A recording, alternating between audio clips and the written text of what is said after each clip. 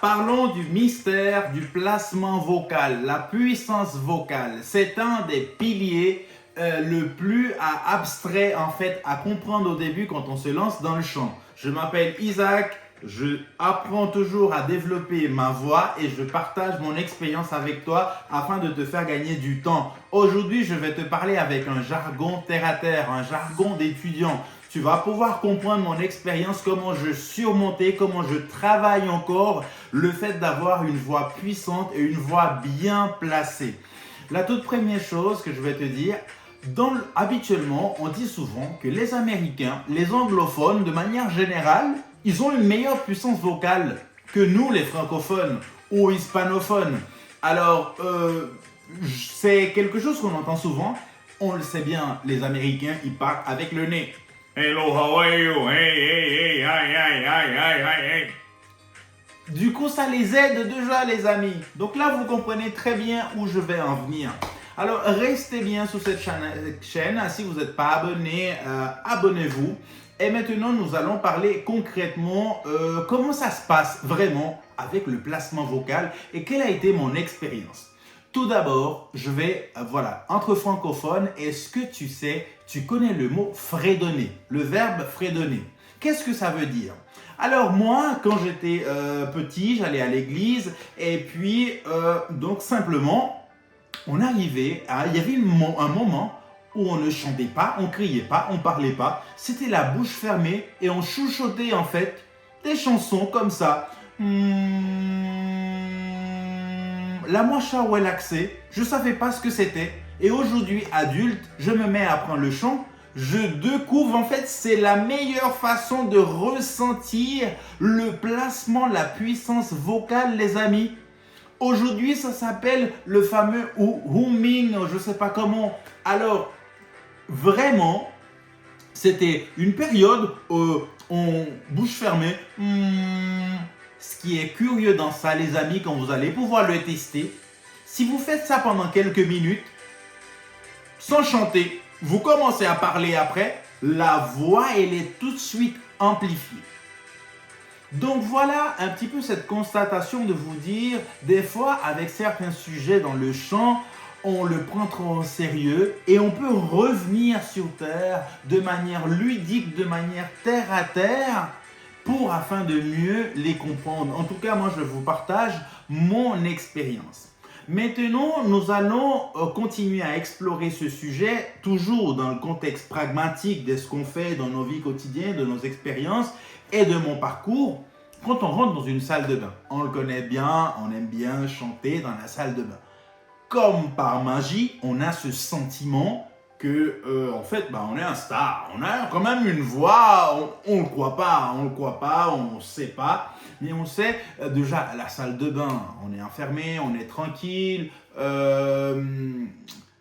Et en même temps, la voix, elle est amplifiée. La voix, elle résonne.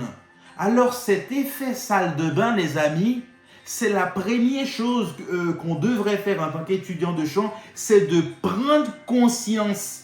Je dis bien prendre conscience parce que très souvent on se met à faire des exercices, à faire beaucoup de choses, on ne ressent pas.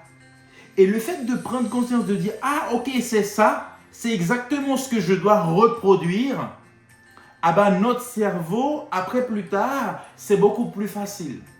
Donc en fait, la sensation, le sentiment, le ressenti, ce qu'on écoute dans une salle de bain, théoriquement, c'est ce qu'on devrait faire partout. Faire en sorte que notre voix fasse ce même effet de réverbération, un peu d'écho, et parce que ça a beaucoup plus de corps. Donc l'effet amplificateur.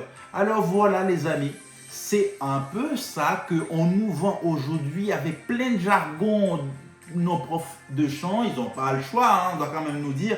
Et il y en a plein de synonymes, les amis. Prenez note de ça. À partir d'aujourd'hui, ne perdez plus de temps à confondre toutes ces terminologies. C'est son première terminologie, puissance vocale. C'est celui qui englobe toute cette partie-là. Mais aussi, on parle de résonance. Résonance, le fait de faire que la voix soit beaucoup, qui est plus de corps, chanter dans le masque. Alors ça, on a vu passer. Hein. Et le dernier, placement vocal. J'ai passé du temps pour comprendre toutes ces terminologies, les noter. Et aujourd'hui, je peux vous confirmer que grosso modo, c'est un peu des synonymes. Après, il y a des particularités dans lesquelles je ne vais pas rentrer maintenant aujourd'hui en tant qu'étudiant. Donc tout cela pour nous dire que nous devons apprendre à amplifier notre voix. Pour pouvoir amplifier notre voix, on doit d'abord prendre connaissance. Qu'est-ce que c'est l'amplification? J'insiste énormément sur ça, les amis. On ne prend pas de conscience, on commence à faire des exercices comme des bourrins, comme ça.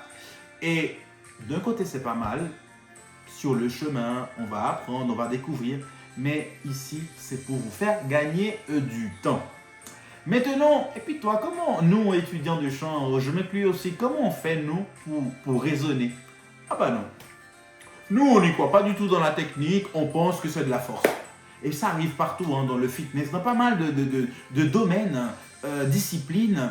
On pense que c'est la force, alors que c'est de la technique. Des fois, tu vois des personnes âgées faire des choses dans une discipline, et c'est là que tu te rends compte, c'est pas la force, c'est une technique. Alors, prenons le temps de découvrir donc la technique.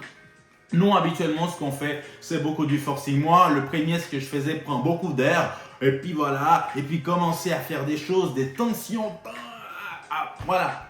Alors que si on s'amuse à jouer déjà avec le humming, hein, avec le fait de fredonner une petite chanson 2 minutes avant de chanter, tout relâché, hein, vous ne mettez pas, c'est tout tranquille, hein. Juste un peu le soutien. Le soutien, ça c'est important. C'est une des erreurs qu'on commet au moment de faire du humming, le fait de fredonner. Faites quand même contracter un petit peu quand même le diaphragme. Après, vous chantez et vous dites comment je peux garder ces sensations d'amplificateur. Je vous jure les amis, c'est vraiment la chose qui m'a énormément aidé. Je vous invite à faire vraiment ça. Donc les amis, maintenant on vous parle qu'il y a une technique. Maintenant la technique, on l'explique, c'est l'entraînement, la pratique. Vous allez voir que c'est la pratique. Vous allez pouvoir le faire bien en cours, chez vous, en public. Avec le stress, le placement vocal peut disparaître. Le placement vocal peut marcher avec des notes